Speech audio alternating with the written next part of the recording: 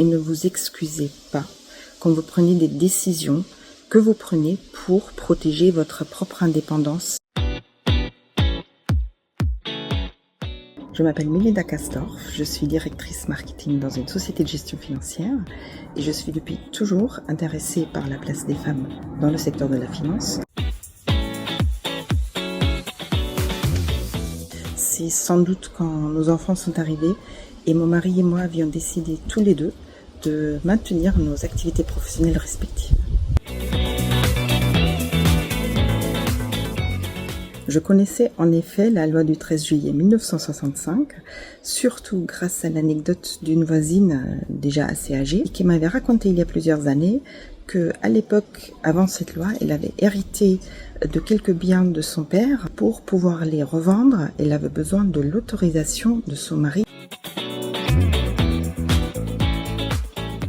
Les femmes sont réellement indépendantes aux yeux de la loi, bien sûr. Maintenant, dans la pratique, on constate encore tout un spectre de situations très différentes, surtout quand il s'agit de la construction d'une famille où on constate que c'est encore beaucoup plus souvent les femmes qui, à ce moment-là, font des compromis sur leur indépendance professionnelle, ce qui veut dire économique et financière, que les hommes.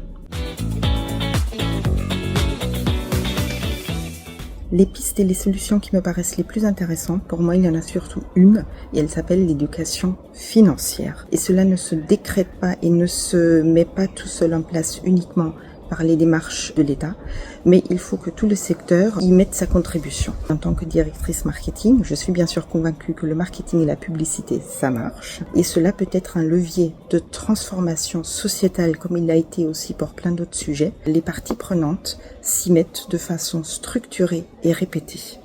Les outils, ils existent, mais sont encore trop souvent ignorés.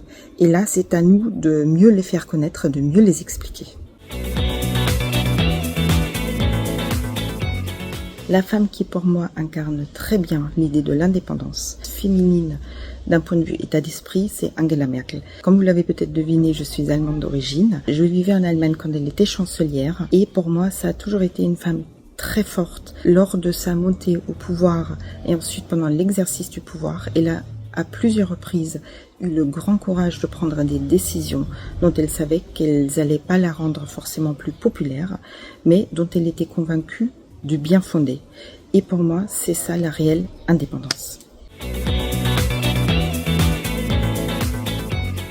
Aux jeunes femmes d'aujourd'hui, j'aimerais donner le conseil suivant. Ne demandez jamais la permission et ne vous excusez pas quand vous prenez des décisions que vous prenez pour protéger votre propre indépendance professionnelle, économique et financière. Vous n'allez jamais regretter d'avoir attribué à votre indépendance la place qu'elle mérite.